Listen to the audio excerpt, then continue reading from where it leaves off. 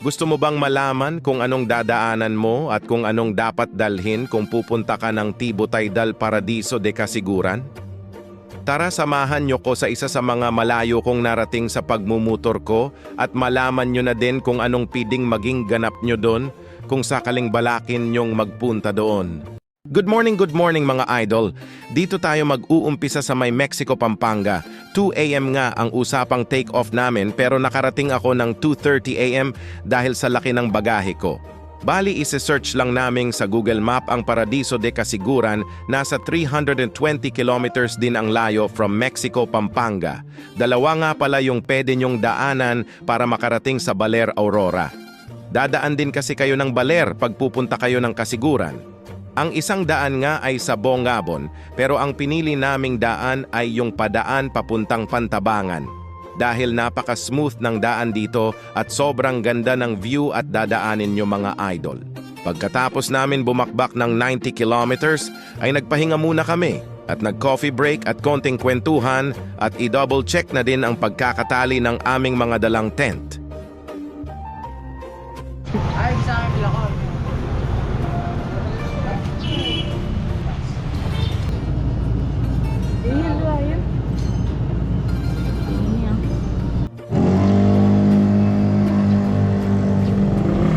Nung okay na ang lahat ay agad na kaming tumuloy sa biyahe. Ito na ang pinakamasarap sa feeling sa pagra-rides, yung pasikat na ang araw, makikita mo na ang magagandang tanawin at makikita mo ng maayos ang daan mga idol. Siyempre, wag din nating kalimutan ang magpagas kasi medyo malayo ang pagitan ng mga gasoline station sa lugar na to. Ang dami nga naming nakakasabay na ibang mga rider dahil araw ng Huwebes Santo ngayon mga idol. Sobrang nakaka-enjoy nga makita na ang dami naming nakakasabay na ibang rider mga idol. Sobrang bilis lang ng biyahe namin dahil napakaluwag ng daan mga idol. Konting kadyot lang ay makakarating na kayo sa may statue ni Aurora mga idol. Pero di na kami huminto doon kasi sobrang layo pa namin. At madadaanan nyo ang Canili Dam. Sobrang ganda ng view dito mga idol at one way lang ito. Ayan nga pala mga kasama ko mga idol, bali isang Aerox 3 click at 2 NMAX ang mga dala naming motor. Kaya medyo matibay-tibay sa long ride. Dahil may radiator naman na agad nagpapalamig sa aming mga makina tuwing hihinto kami saglit. Hindi kami kabilisan dyan dahil ine-enjoy lang namin ang banking-banking mga idol. At parang nag-endurance nga kami sa sobrang dami ng mga nakasabay namin, ang sarap-sarap sa mata ng ganitong pangyayari mga idol. At madadaanan nyo nga pala ang napakahabang palayan sa Barangay Baobo. Napaka-solid at napakaganda ng view dito mga idol. At habang pinapakita ko ang aking malaking palayan, baka naman pwedeng makahingi sa'yo ng follow or subscribe. Baka pwedeng pakishare na din ang videong ito. Malaking tulong na sa'kin at masayang-masaya na ko sa'yo idol. Love you! Sa pagpapatuloy nga namin sa aming biyahe ay nakalagpas na kami sa Baler. Bali ang next na dadaanan namin ay ang Dipaculao mga idol. Bali nasa 5 hours na kaming nasa biyahe at mag-aalas 7 na yan at pa Dipaculao na nga kami dadaanan nyo nga ang San Juanico Bridge dyan. Pero biro lang ang tawag dyan ay Amper Bridge mga idol. Napakagandang tulay nito kasi ang nasa side niya ay dagat mga idol. Madami din humihinto dito para magpa-picture. At aabante lang kayo ng bahagya. Ay makikita nyo na ang isa sa pinakasikat dito ang Amper View mga idol. Sandeng. Ito tayong spot. Sangay.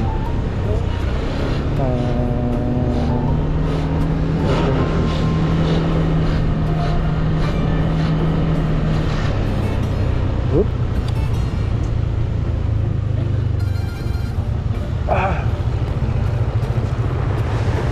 Oh my goodness!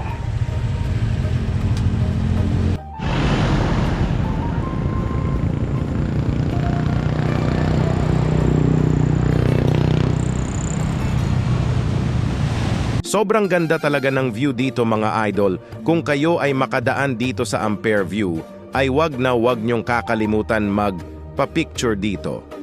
Pagkatapos nga namin mag-unat ng mga buto at magpahinga, ay nagpatuloy na kami sa aming biyahe dahil nasa 122 kilometers pa ang layo namin at 2 bundok pa ang aming tatahakin mga idol. Napakasarap talagang magmotor habang nakikita mo ang ganitong napakagandang view, solid, priceless talaga at nakaka-relax mga idol. Bali, in-enjoy lang namin ang bangking-bangking at hinahatawan na namin ang daan kasi hindi pa kami nakakapag-almusal mga idol. Bali, ang next stopover na namin ay ang Dinadiawan.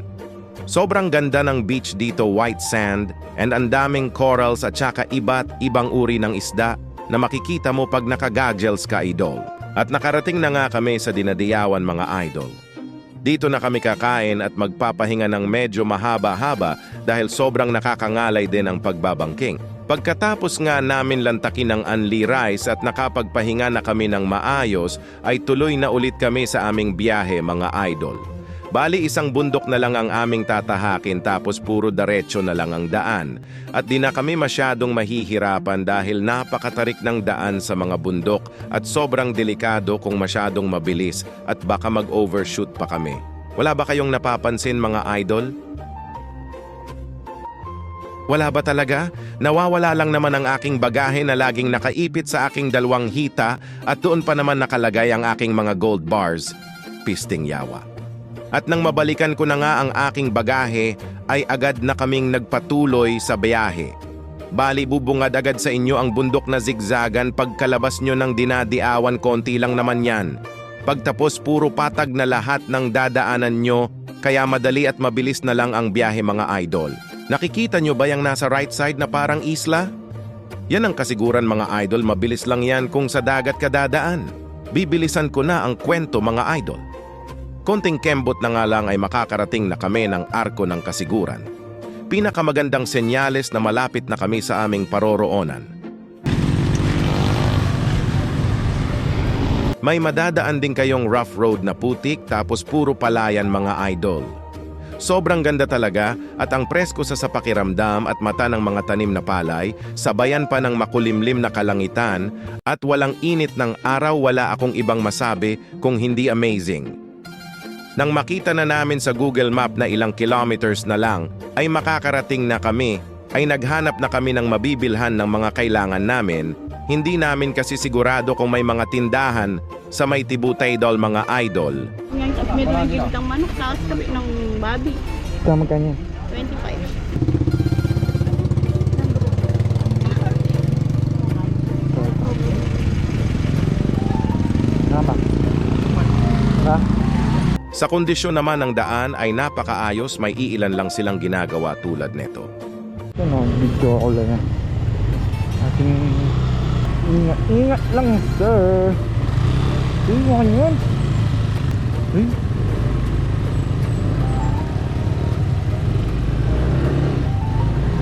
Kapit kamay tayong dalawa, nakangiti at kapwa masaya.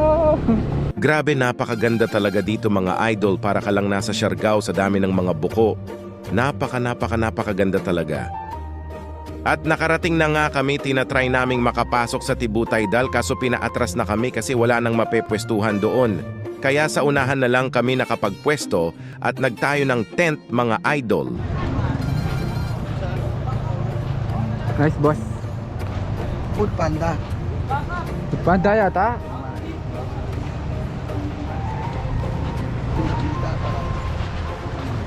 Ito yung kiyata mo. Nagbakap. Nabakab.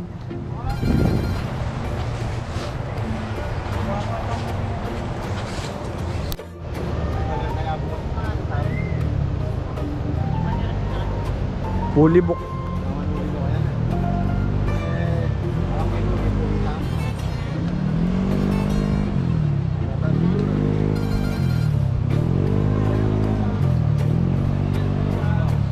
At nang natayo na nga ang aming mga tent, ay agad na kaming nag-inuman at naghanda ng kakainin ng kaso, di nako nakapag-video dahil nabangag nako sa gin bulag, literal na bulag. Kasi nakatulog nako, kaya itutuloy ko na lang bukas ang pagtutur ko sa inyo mga idol. Good morning mga idol at gumising nga ako ng walang hangover. Mag-aalmusal lang kami tapos lalakarin pa namin ang Tibutaydal. Nasa 1.6 kilometers din ang layo mula sa pinagtayuhan ng aming tent, halos nasa unahan kasi kami nasa bandang dulo pa ang Tibutaydal mga idol. High tide nga pala nung nandyan kami at sobrang lakas ng mga alon mga idol. Nagbabadya din ang masungit na panahon at mukhang anumang oras ay ibubuhos ang napakalakas na ulan. Kung titingnan mo lang ang pupuntahin namin ay nakakapanghina kasi sobrang layo talaga mga idol. At sobrang ligalig ko ay nakagawa ako ng pagsisisihan ko sa buhay mga idol.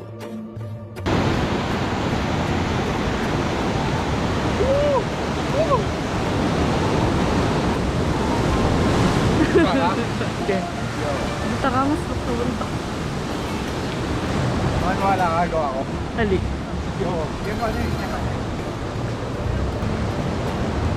Buti na lang na post ko. Ano mga idol? Plakda o dafa? Pero di na yon mahalaga na.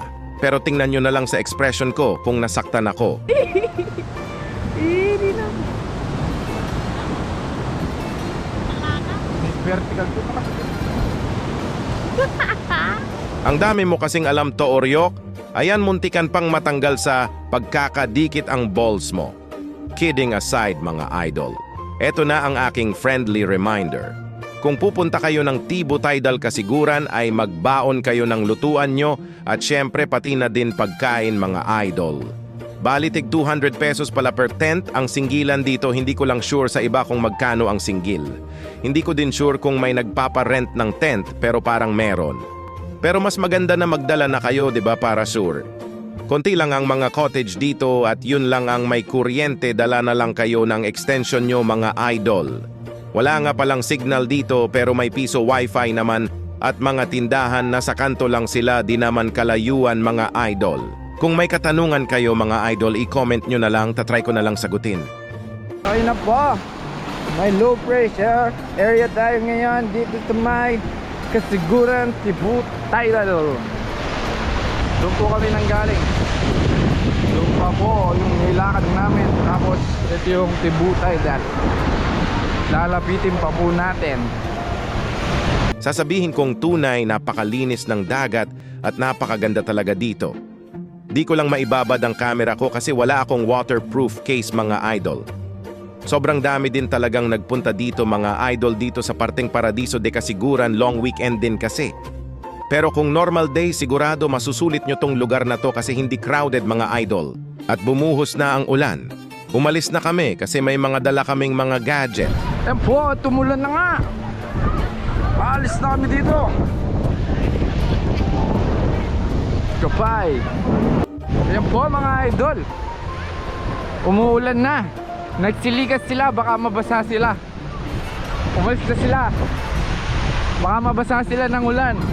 Nagsiyalisan na yung mga tao. Siligas na yung mga tao, baka mabasa sila. Di na nga ako nakapag-video dahil bumuhos ang napakalakas na ulan.